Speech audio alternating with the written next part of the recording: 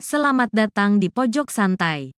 Sebelum Anda mendengarkan audiobook ini, kami menginformasikan bahwa channel ini adalah review audio dari buku yang ada di Indonesia. Untuk membaca keseluruhan buku ini, kami menyarankan membeli buku aslinya di toko buku kesayangan Anda, baik offline maupun online. Keberadaan channel ini dimaksudkan untuk membantu Anda mendapatkan pengetahuan dari buku-buku kesayangan Anda. Jangan lupa untuk subscribe, like, dan komen.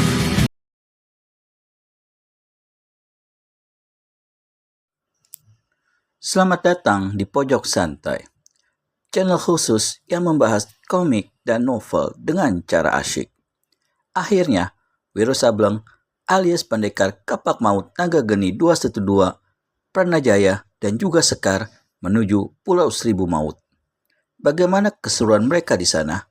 Yuk cari tahu di video berikut ini.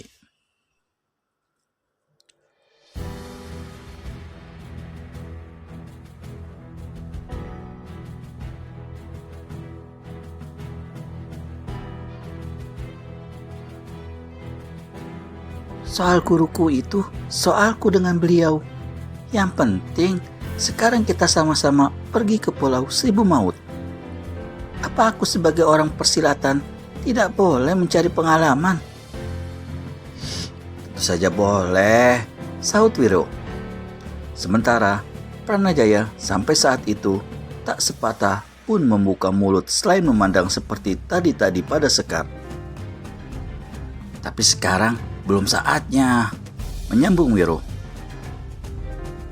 Kau tak berhak melarangku, Wiro. Siapapun tak berhak melarang kemana aku mau pergi.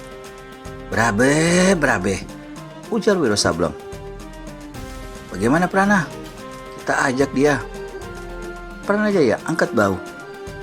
Terserah padamu, Wiro. Wiro Sableng tarik dan hembuskan napas panjang. Baiklah Sekar, kau boleh ikut bersama kami. Tapi ingat, kalau terjadi apa-apa dengan kau dan kami tak sanggup menolongmu, jangan kelak menyesalkan kami berdua ya. Maka tak lama kemudian, ketiga orang itu pun kelihatan berkelebat dan dengan mengeluarkan ilmu lari masing-masing, mereka tinggalkan tempat itu dengan sangat cepat. Malam itu, malam yang ketiga bagi rombongan yang terdiri dari 3 orang itu. Dalam perjalanan mereka menuju Pulau Seribu Maut di ujung timur Pulau Jawa, mereka berhenti di tepi sebuah anak sungai berair jernih. Langit bersih kebiruan, bintang-bintang bertaburan, dan bulan sabit memperindah suasana malam yang sejuk itu. Pranajaya memasukkan 4 potong kayu kering ke dalam api unggun, lalu melangkah perlahan ke tepi sungai. Dilihatnya gadis itu duduk di sebuah batu besar, tengah melamun seorang diri. Prana datang mendekati. Untuk beberapa lamanya, tidak satu pun dari mereka yang bicara. Si pemuda memandang ke langit lepas. Dia mendapat bahan untuk membuka pembicaraan. Bagus betul malam ini.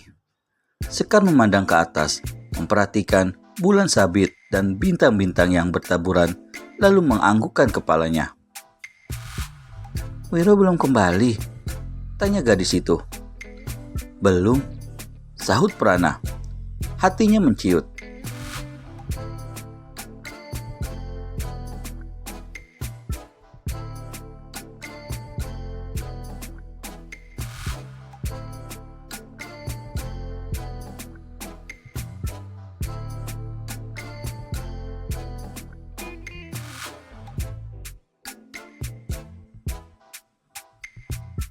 Hatinya menciut.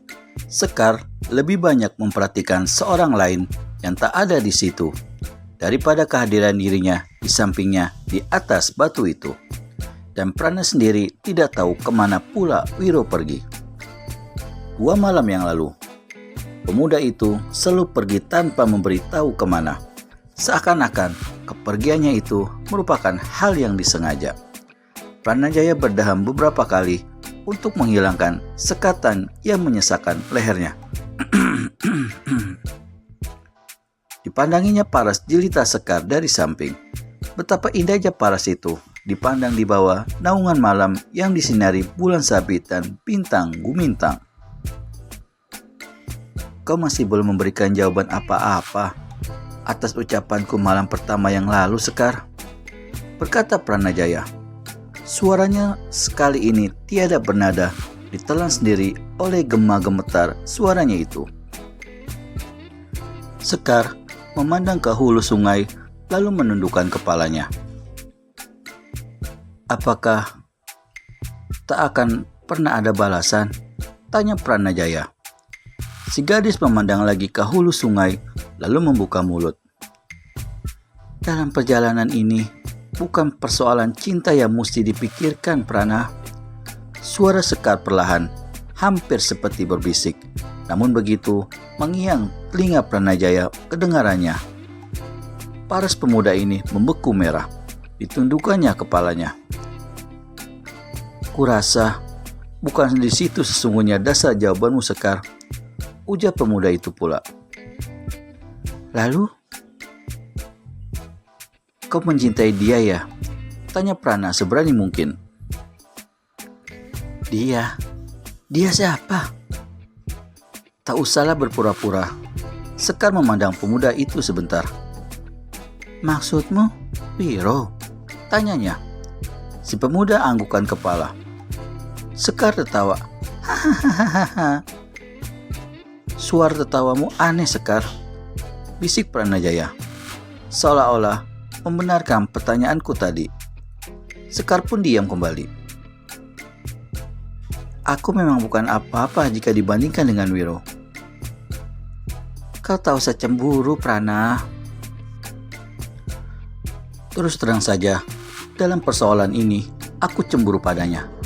Aku iri, kata Pranajaya. Tapi kecemburuan dan iri hatiku itu tidak menyebabkan aku menjadi buta atau lupa diri. Tak mempunyai maksud yang buruk-buruk terhadap kalian berdua.